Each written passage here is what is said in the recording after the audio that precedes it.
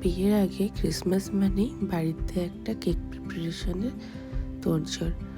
তো এরপর তো বিয়ের পরে এটা আমার প্রথম ক্রিসমাস।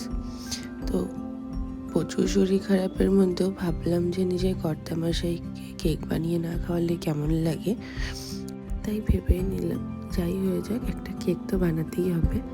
তো চলো কেকের রেসিপিটা দেখা যায়। প্রথমেই আমি চিনিটাকে ব্লেন্ড করে নিয়েছি। সেই চিনিটাকে ব্লেন্ড করে আমি তার মধ্যে 1 কাপ দুধ অ্যাড করেছি। অ্যাড করার পরে 2টো ডিম আমি দিয়ে দিয়েছি।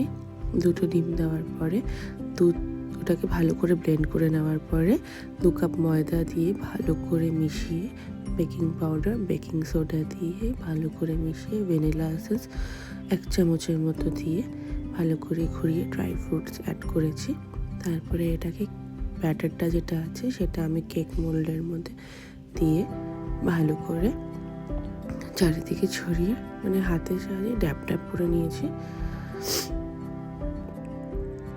এবার গার্নিশের জন্য আমি কিছু চেরিজ আর কাজু কিশমিশ ছিল, যেহেতু আগের থেকে কোনো প্রিপারেশন করা ছিল না, তো সেই জন্য এগুলো দিয়ে আমি ভালো করে সাজিয়ে নিয়েছি। তারপরে 30 মিনিটসের জন্য আমি এটাকে ওভেনে বেক করেছি।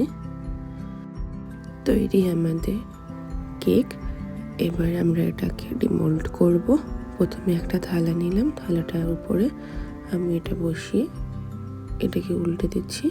খুব ইজিলি এটা বেরিয়ে আসবে।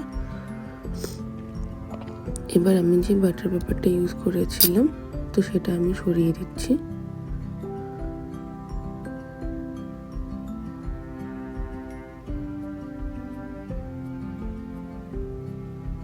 দেখতেই পাচ্ছ খুব সুন্দর করে কেকটা রেডি হয়ে গেছে।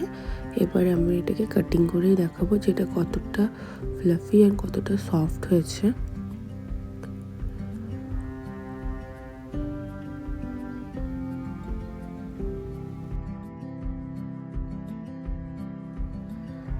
তোমরা নিজেরাই দেখো কেকটা কতটা পরিমাণ সফট হয়েছে।